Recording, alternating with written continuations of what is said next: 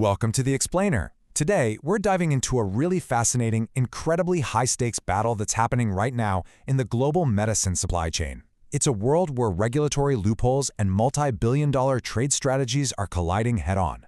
We're going to examine how international trade rules actually play out on the ground, specifically looking at the recent friction between Chinese bulk drug suppliers and India's domestic pharmaceutical market. It is literally a global cat-and-mouse game. Okay, let's dive right into this. Here's our roadmap for today. We'll start with India's hidden pharma reliance, look at the protective price floor, break down the cross-subsidization loophole, discuss the PLI scheme's struggles, and finally look at the global scale advantage.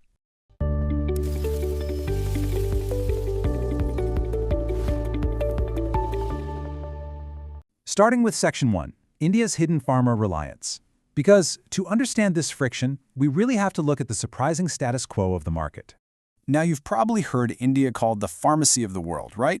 Over the past 2 decades, its domestic drug industry has absolutely exploded, becoming a total powerhouse when it comes to formulations, the actual finished pills and syrups we take. But there is a hidden vulnerability behind all that success.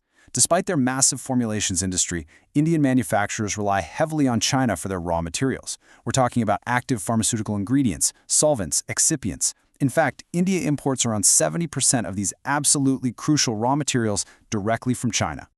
Let's break down this stunning data to really grasp the sheer scale of this dependency. For fiscal year 2025, the total value of these API imports hit a staggering $4.35 billion across roughly 200 categories of bulk drugs. And out of that massive pie, China accounts for 73.7%. So what does this all mean? It means that while your finished medicines might say manufactured in India, the essential ingredients needed to make them are overwhelmingly coming from just one trading partner. When a supply chain is that heavily concentrated, well, pricing dynamics become incredibly important. So that brings us to Section 2, the protective price floor.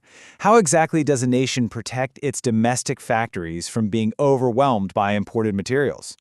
Well, the government responded with a specific trade regulation called the Minimum Import Price, or MIP, which was introduced in November 2025 by India's Directorate General of Foreign Trade. Basically, the MIP is a government-mandated price threshold. It acts as a regulatory shield. The whole goal here is to stop goods from being dumped into the country at artificially low, anti-competitive prices. They applied this MIP to several critical bulk drugs, things like penicillins, amoxicillin, and 6-APA. By forcing importers to pay at least that minimum import price, the government hoped they could level the playing field and keep local Indian manufacturers competitive. But, as you know, trade markets are incredibly adaptive. Moving to Section 3, the cross-subsidization loophole. Now, what's really interesting here is how suppliers found a way around this. Industry stakeholders say suppliers strategically bypass the MIP shield without even technically violating the invoice rules. They used a brilliant, if controversial, strategy called cross-subsidization. It's a 2-step process. Step 1. Chinese companies ask their Indian buyers to invoice the MIP-regulated products at the exact legally mandated rate. So on paper, everything looks 100% compliant.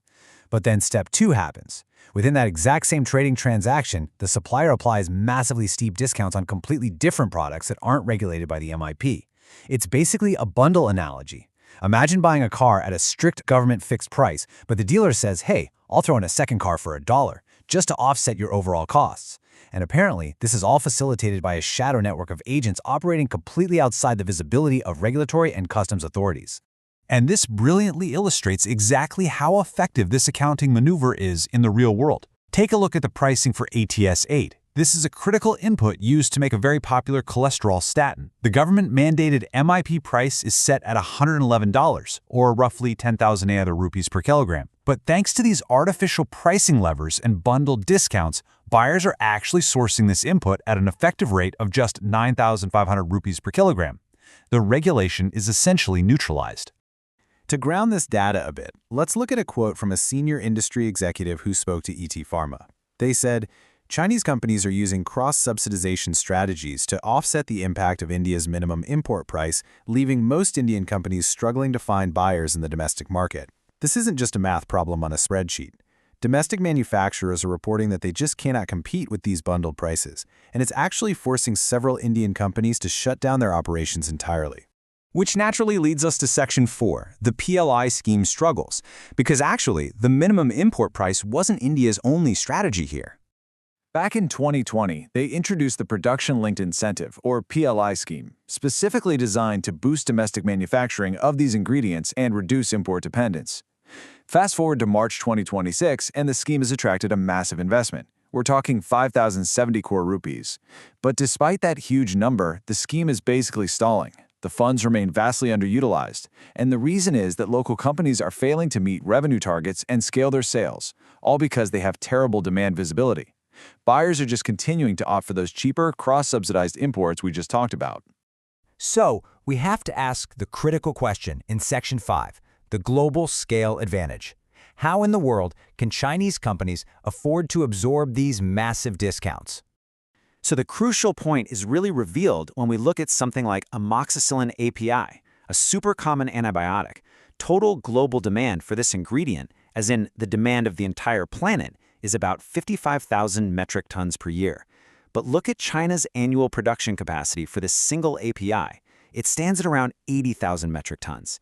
Their capacity for a single prescribed antibiotic easily eclipses the entire world's demand. It's staggering.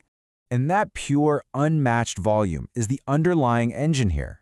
Unparalleled state-supported scale wields incredible pricing power, creating a totally unfeasible scenario for any new competitors trying to build capacity from scratch. It is literally this massive scale that provides the financial padding needed to make creative pricing strategies, like cross-subsidization, even possible. Without that volume, those discounts just wouldn't work. So we've seen how tariffs, price floors, and incentive schemes all eventually crash into the reality of global scale and creative accounting, which leaves us with this final provocative thought.